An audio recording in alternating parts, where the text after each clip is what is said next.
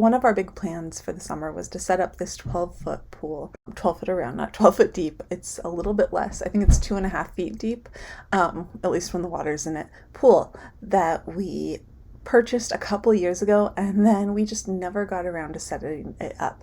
The biggest problem we faced was that there isn't a flat spot in our yard, and I was working on leveling one corner with pavers and everything, but it still wasn't quite finished, and I really wanted to get the pool set up, so we set it up in our garage. So the first time we had this large area rug we were close to throwing out anyway. It had some tears in it, but I thought it would be good padding, and it fit under most of the pool. And so we did that initially to give it padding. The next thing we did was we put a tarp down under it. We learned very quickly that if there was one thing I could change in this whole thing is I would have sprung for a pool pad to go under the pool.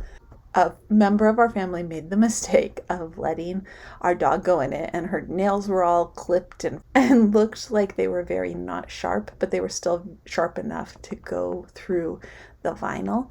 And the one thing I also learned, other than get a pad, because you can feel every little bump or tiny rocks, I think it would have made it harder for the vinyl to get a hole in it. We did try several different methods of patching ours, and I was just not able to find all the holes that she made. And so ultimately, after emptying and patching like 3 times, we ended up getting rid of this pool. But I totally want to try again in the future. Only in the future, I'm going to put a lot more into padding underneath the pool. I will also be so careful to make sure that it's more protected than this first one that we got and learned a lot from this last summer.